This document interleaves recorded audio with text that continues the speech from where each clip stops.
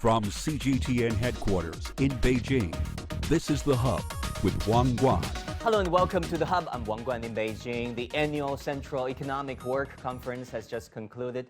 That is a very important meeting concerning China's economy, setting the tone for China's economy going forward. It's a challenging year for China's economy, to put it mildly, with the country's GDP slowing down in the third quarter to just 4.9%. And elsewhere in the world, the COVID variant is ravaging parts of the world. Supply chain disruptions is happening, emerging with as a major problem around the world. How should China and the world at this point find a way forward and help the global economy recover? To discuss all of this, I'm very pleased to be joined today from Beijing by Joerg Wuttke, President of the European Union Chamber of Commerce in China. Mr. Wuttke, welcome to the Hub on CGTN. My first question is about China-EU trade. During a senior meeting between Chinese and the European Union officials, China's Commerce Ministry senior official said from the quarter 1 to quarter 3, China-EU trade actually achieved 600 billion. That is a significant increase year on year. What do you think accounted for that increase? Well, frankly, it's a very lopsided increase. China just produces everything the world needs in a lockdown, be it medical equipment, be it electronics. If you look into the data set, you see that actually month by month, China's export into the European Union is growing between 35 and 40%, whereas the imports from Europe into China actually are either 1% plus or 1% minus. So there is definitely a huge increase, but it's all due to the fact that Chinese exporters are incredibly successful, and that shows that the European Union remains the market number one for China. Yeah, right, because China, replaced other countries as EU's largest trading partner in 2020. But you're talking about really a very important issue, concerning European exporters. That is the trade deficit for you guys, right? What do you think explains the deficit? Why? Well, the deficit in itself is not bad. The US can live with the deficit since decades very comfortably. It all boils down to, is it because of different market sizes, different market demand patterns, or is it because of market access issues? Now, of course, Europe is very open for Chinese products, hence this kind of incredible success story in goods. But at the same time, China remains more closed. But, bottom line is Europeans like Chinese products, and that's not a bad thing. And then what do you make of China's pledges of opening its markets? And for example, we do see some opening happening in the financial services sector and agriculture sector, for example. Do you see that and policy manifestation statements like that potentially impacting trade between the EU and China going forward? Well, 20 years ago, China joined the WTO, and I must say, I witnessed that, and I've been part of this journey. We founded the European Chamber because of this. As China was opening up, we thought we could chip in our knowledge and provide recommendations. And of course, the leapfrogging of reforms was staggering in the first 10 years. But over the last 10 years, we have seen baby steps in opening up. And again, we basically hear the word opening up. We even call it promise fatigue. So yes, China makes openings in the logistics, in the financial markets, but still, to us at least, very small. So the Chinese market is developing incredibly fast, but it's not that we can always play along with this. So how do you see COVID as a factor impacting trade between the two sides? Well, again, China produces exactly the products that Europe or the world needs in a lockdown modus, meaning it is electronics, it is textiles, it is also medical equipment.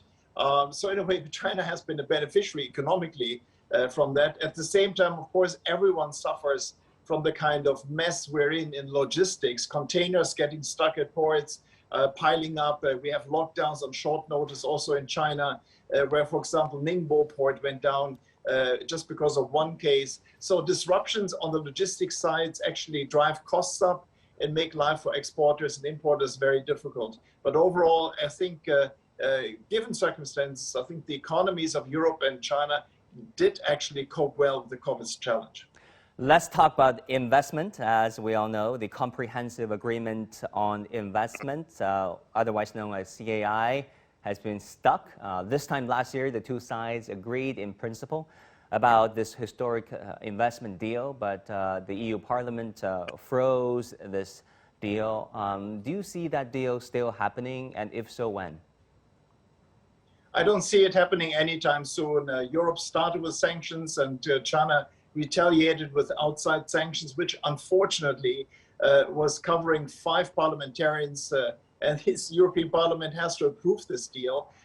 As there's no way out at this stage, at least I don't see it, how easing would help, how this kind of de-escalation of sanctions would help.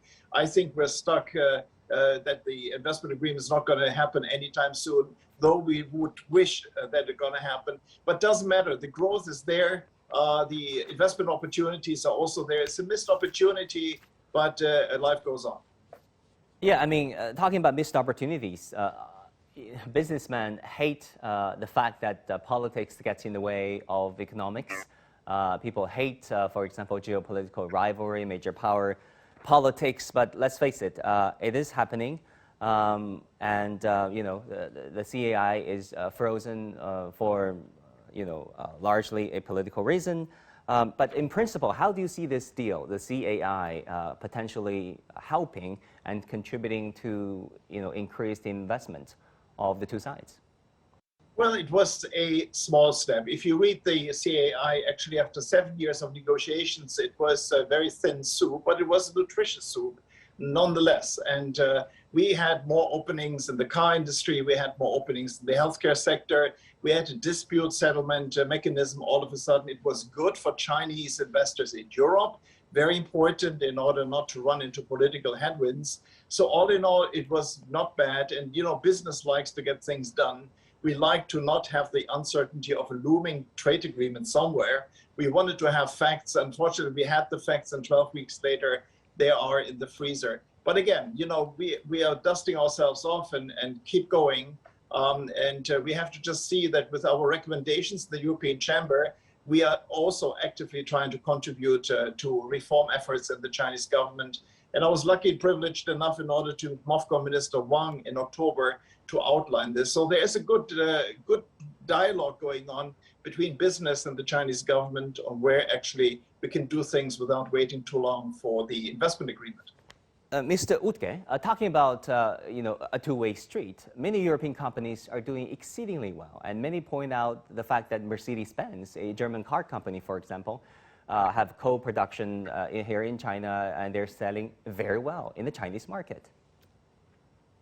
Well, there are 2 dimensions of our economic relationship. One is trade, where again, China is selling twice as much to Europe as does Europe to China. So there's definitely a lot of room for improvement. As a matter of fact, 6 years ago, European Union companies sold more into Switzerland than into the People's Republic of China. But of course, the big success story is the investment over here, the cars, the chemicals, the machinery, and so forth, where China has been opening fast. Manufacturing has been the area where we could access the market rather easily.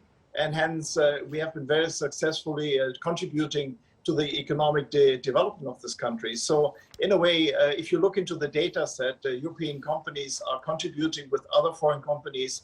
For example, in Shanghai, 30% of tax income. So it's not just that we are successful, we also make the locations where we are based successful.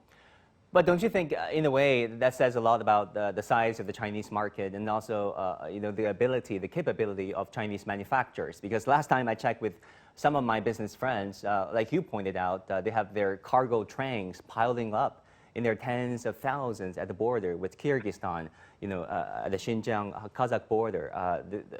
They cannot simply export because there are too many of them.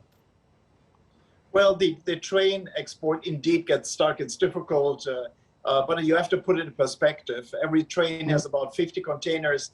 There are 7,000 trains going per year into Europe, mostly full, coming back virtually half empty.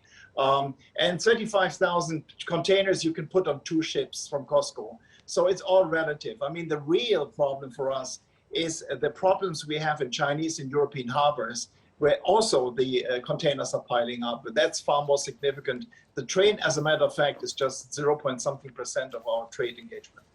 Okay, President Wuttke, let me ask you this. We do a lot of shows on international politics, so I'm really tempted to ask you this question. The EU designated China as three things: a cooperative partner in some fields, a competitor in technology and other fields, a systemic rival.